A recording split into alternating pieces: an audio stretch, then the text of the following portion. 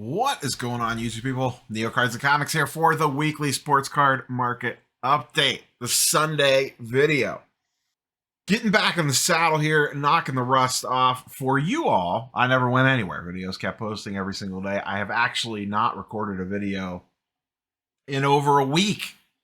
This past week, the wife and I headed on down to Orlando, Florida, and spent a couple days going to some of the various amusement parks. We did a day at Hollywood Studios, we did a day at Magic Kingdom, a day at Universal, and a day at Islands of Adventure. Saw all the Harry Potter stuff, Star Wars stuff, rode a bunch of rides. I built a lightsaber, she built a droid, we got some wands, the whole kit and caboodle. I compared it to National Prep. It's the only place that you can walk around, or one of the only places you can walk around for like 4 straight days, like 10 miles a day, and just see a ton of overpriced stuff. All jokes aside, we did have a really good time. I would go back again in a few years, maybe when they open up the Nintendo World or whatever they got going on down there at Universal. But I would go back. It is extremely expensive. My goodness gracious. I could not. We don't have any kids, so I could not imagine taking a family down there. One, just dragging the kids around in the strollers and all that stuff. Man, oh man. I felt at the end of the night, we were riding back to the hotel on the Disney transportation, and you just see moms and dads just wiped out, lugging a stroller, 8 sleeping kids. Just looks like a blast, let me tell you. More power to you if you've gone through that as a parent. You should get some sort of award or medal for accomplishing that task. So we are back in the saddle again. News-wise, what did I miss this week? The only thing that I probably would have done a video on if I was in town, and I had my equipment with me, but I only wanted to record if absolutely necessary. The only really major thing I think that I missed out on was the SGC Fanatics announcement revolving around, and really just in general, 2023 Series 1 dropping this week was the big news. We'll talk about that more in a second, but the SGC Fanatics partnership with the $9 grading. This is the second time we have seen SGC partner up with Fanatics. Previous to this, it was with Bowman for $9 grading, and now we are seeing it again with 2023 Series 1. We will see how the results shake out on this in regards to number of cards that they get. I could tell you from looking at data from the Bowman deal that they ran, it worked out very well for them. They got a ton in the door. I know they're recently running that Pokemon special. I know I was talking to GemRate about a week ago or so that had drastically boosted their numbers quite a bit over the last couple weeks. They've been picking up a lot of steam on the Pokemon front from that $15 special. So I assume this $9 special will do the same thing. Now, is it worth it to send a bunch of 2023 Series 1 base in and this, that, and the other thing? I don't know yet. It's going to be super risky, and just getting the cards back fast from the SGC standpoint, that's their biggest advantage, is speed. Nailing a 10 on a base card that you rip out and getting it graded, you might be able to turn a slight profit on that. If you catch a 9.5 or 9, you're probably, best case, going to break even, probably lose some money on it. Now, on the parallels, the short prints, that sort of thing, it's really going to come down to the individual player and the card. We don't have a ton of single prices yet, as they're just starting to roll in. They're not quite loaded in the market movers yet. I was going to pull some data. Maybe we'll look at some early singles sales next week. There's been a lot of talk about a couple different things. We'll kind of take this and transition it into just Series 1 in general. But to kind of put the cap on this Topps SGC thing, it's interesting to see those two pairing up again for a deal, a little co-marketing thing. Really, any grading company can do this. Obviously, they're partnering in this for joint marketing and all that stuff. And we are really seeing the marketing arm of Fanatics really pick things up. I've seen a lot of Topps tweets with advertisements embedded into MLB tweets. I've seen stuff on MLB Network. I've seen other things on Twitter, all sorts of stuff on the social media side of things and on the TV side of things revolving around this 2023 Series 1 release. There's been a lot of talk. I was getting caught up on hobby content as well, and it seems Ruben was on a podcast talking up influencer marketing and marketing in general, and some of the things that we're going to see this year. So that's all good stuff to see. We'll see how they end up executing it. But just intriguing that we have another Fanatics SGC partnership. Does that mean big things coming down the road, or just a matter of convenience? Only time will tell on that one. Let's kind of move into Series 1 and the chit chat / hubbub about it. I want to do a separate video on Series 1 kind of talking about it, so I'll save some deeper level thoughts for this, but it released this week. We are seeing jumbo boxes are the ones getting all the steam. There were some really good breakdowns done across the board by various different channels and various different people kind of talking about, what's the best format, where are the best hits, print runs, all that sort of stuff. I watched Scotty B's video on the print run side of things and saw a lot of great content as well, filtering or talking about the differences between the products in regards to the hits. The consensus is jumbo boxes seem to be the ones that you want this year, and people are responding. These came out on Fanatics website for, I believe, $150 and sold out very quickly. There was a coupon code flying around for those, which gave you an extra 15% off on jumbo or hobby. Whether it was supposed to work or not, I don't know. But a lot of people ordered them before they got shut down. So I know personally, I grabbed 2. I was in the middle of Disney when that dropped and snuck onto the phone and grabbed 2 boxes. So instead of being $300, it took it down to $280 with tax, shipping, handling, the whole 9 yards. So saved about $20 or $10 per box, so around $140 per box. They're currently sitting a little over $200 a box. I've seen $200 to $220 basically, with multiple sales in between. LCSs and just Facebook groups, all that sort of stuff, kind of in that same price range as well. Regular hobby boxes seem to be actually backsliding a little bit. They're going anywhere between $80 and $100. I've seen it kind of range all over the place on standard hobby boxes.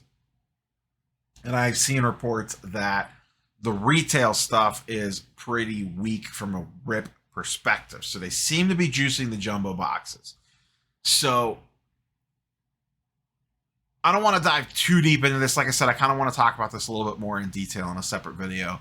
But it feels like they're kind of, at least for this, maybe this changes. They're juicing the jumbo boxes, which were kind of the true blue hobby shop product, and maybe watering down the retail release while still putting it out everywhere. Now, is that good, bad, or indifferent? That's for you all to decide. Like I said, I'll give some deeper thoughts on that on a separate video. I don't want to bog things down in this. But 2023 Series 1 has released too much fanfare.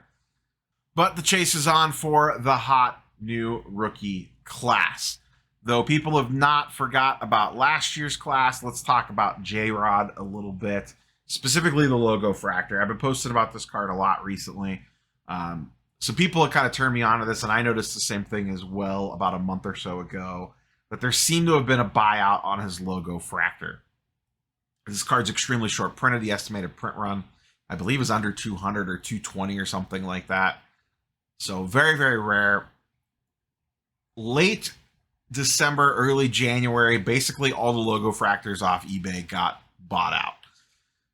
Completely disappeared. There was hardly any inventory on the market at all. They've been slowly filtering out PSA 10s over the last couple weeks, I noticed. You can see here, back December 22nd, a PSA 10 did 1900, another one did 1999. Then they disappeared. Singles disappeared. Rod disappeared. PSA 9s disappeared. They all got bought up. A PSA 10 sold on February 15th. It got listed at $6,000 best offer. It got bought for $4K. A couple days later, or a day later, actually, another one got posted. Different cert number, different seller. I did check. Got listed for $6K. It sold for $5,000. Since then, a few more have popped up at and around that 6K buy it now price range, the best offer. I think I saw one at 57, 5,800.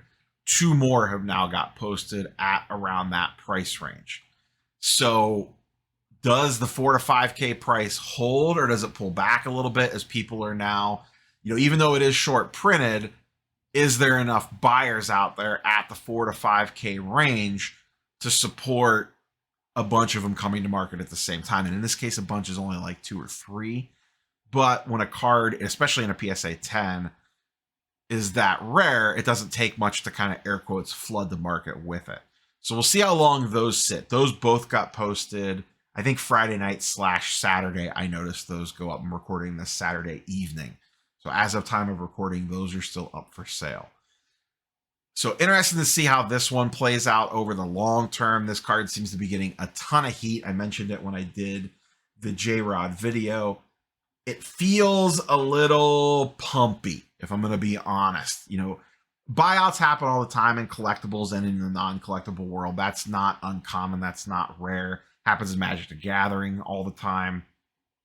In some TCG markets where buyouts happen. So it's not an uncommon practice at all, but it does feel like it's artificially, air quotes, pumping this card up. The question is, will it sustain or will it pull back to a more normalized price, what it was going for, let's say, at the end of the year at around that 2K range, or is the cat out of the bag now, and this is just the new hot thing? Because other JRod stuff is holding well. It's not going to the moon or anything crazy like that, like this particular card is.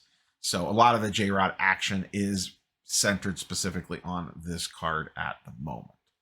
Let's move out of baseball and circle back to the wonderful world of football. We had the Super Bowl last weekend. Obviously, Mahomes won. Jalen Hertz lost, though did play a hell of a game. Let's look at some prices quickly on them. The Mahomes 2017 Silver Prism. As always, check your comps on these, boys and girls. This card does get shilled quite a bit. PSA 10's going for about 4.5, 4.4K. PSA 9's doing around 900. The Optic Hollow PSA 10 doing about 2.5K. This is over the last 14 days, so this is the lead up to the Super Bowl and post Super Bowl. You can see the PSA 10 is up 20%, the PSA 9 is up 1.3%, and the Hollow is up 11%. If I switch this to just 7 days, the gain is not quite as much, but it is still held. As I've said in the past, a lot of the times we see dips immediately following championship wins. As of right now, it seems Mahomes is holding. Will it last? Don't know. Will it go way up? Probably not. It's probably either going to be a matter of a hold or maybe a slight pullback. We'll see. He has 2 rings now, 2 Super Bowl MVPs to go along with it, and is still pretty young and has a long way to go. I still personally think there's a lot baked in to his prices. A lot of people give me hell in the comments for that. That's my personal thought on it. Both things can be true. Mahomes can be an awesome quarterback, the best quarterback in the league, and he can have a lot baked into his prices. They kind of go hand in hand when you really think about it. Maybe we'll talk about that a little bit more in depth in a separate video later this week as well. We'll just kind of see. But I have some thoughts on that. Maybe we'll expand upon those a little bit deeper, but just wanted to kind of touch on what his prices are doing at the moment. Hertz, Mr. Hertz. His stuff was going for, and I'm pulling this up on eBay because he had a couple of recent sales that happened the day that I'm recording this that I kind of wanted to include into here. His PSA 10 Silver Prism was going for a little over $1,000 leading into the Super Bowl. Right after the game, this card was at its cheapest. You can see on the 13th, on the Monday after auctions. A couple auctions ended at $677, $785, $786. There's a random 800 one. There's a $698, a $710. So deals were there to be had. The most recent sale at bids was today. Once again, I'm recording on the 18th, Saturday afternoon / evening. Did $780 or $770 rather. So this could be a rebound, or it could just be a one-off? We don't quite know yet, but it did drop about 20 to 30% immediately following the game. It may be bouncing back some already. Hertz, like I said, had an absolutely fantastic game. He played well. The Eagles defense completely let him down. That was pretty much the entire ball game. Mahomes played really good, especially in the second half. Hertz played great. Defense completely blew it. The Eagles defense just completely blew it. Hertz's team's still going to be loaded next year. A.J. Brown, still really good at football. Devontae Smith, also really good at football. And, you would expect some progression there as well in his skill set moving up. He makes just some absolutely tremendous catches. What happens? We'll see what happens with the running game. But regardless, Hertz is set up to succeed next year as well. Maybe an interesting buy low opportunity or buy low opportunities with Hertz in the early part of this offseason right after the Super Bowl here.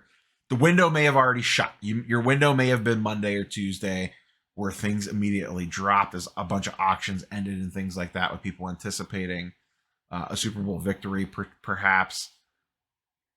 So maybe that window slammed shut already, but he did see a little bit of a dip. So if you're a Hertz believer, make sure you have a bunch of save searches for auctions. Auctions are probably going to be the best way to go to potentially get deals on his stuff.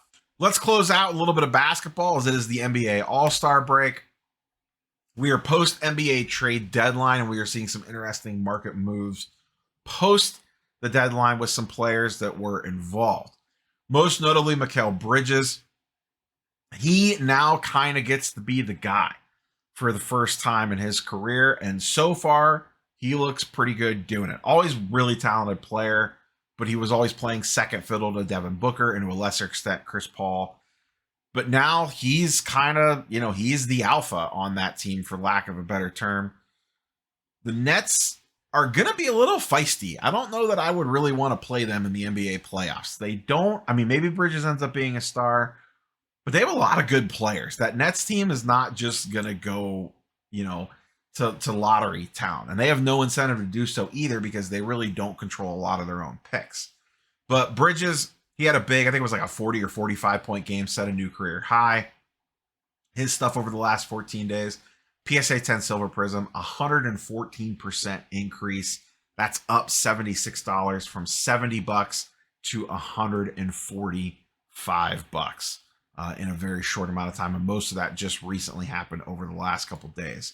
Cam Johnson seeing a strong bump up as well. PSA 10 was going for about $45, currently going for about $75. That's a $30 increase, a 70% change on his stuff. Cam Reddish, not part of the KD deal, went to Portland, finally getting minutes again. He had a pretty decent game the other night. $37 for his PSA 10 Silver, up to $60. That's a 62% increase on him. Cam Reddish has always been a little bit of a hobby darling. Last but not least, KD. Nothing has happened, at least on his base Topps Chrome. Some of his more rare stuff just hasn't quite transacted yet. But his base Topps Chrome, a couple have sold since the trade. And it, as of right now, has basically stayed flat. I think it's going to kind of be a wait and see until he actually gets back on the court and we see what that team looks like with Paul, Durant, Booker, and Ayton, and how well they actually mesh and gel together. On paper, they're really good. I still like the Nuggets better in the West, but on paper, the Suns are going to be a force to be reckoned with. The question is how often are all four of those guys on the floor together, and how does their depth hold up? They have some intriguing players on the back end of that roster that have actually been playing pretty well, but it's a lot of no-name guys and a lot of guys that people aren't super familiar with. And the question is will they be able to hold up in playoff series? And can their new four actually all stay healthy and together? KD, though absolutely amazing, has had a lot of injury issues the last few years and is not getting any younger. Same with Chris Paul. Chris Paul showed some flashes this year, but he has also really shown his age as well this year. They really need to get Devin Booker back and cooking, and we'll see what this Suns team can do. That is all I have for you boys and girls today. Quick little preview of content for this upcoming week. I have another mail day video because I got a bunch of packages came in while I was gone on vacation. So we'll do that one early this week. I also got a box of Falcon and the Winter Soldier MCU release from the boys over at Upper Deck. So we're going to go ahead and rip a box of that. That video will be up sometime this week, probably in the earlier part of the week. Also want to talk about Topps Series 1. Is it overprinted? Is it printed to the moon? Is it a watered down mess? Is it junk wax? Kind of have a little conversation about that, and then we will see whatever pops up. But that's at least what I got planned for the early part of this week. We will catch you boys and girls on the next one. Peace.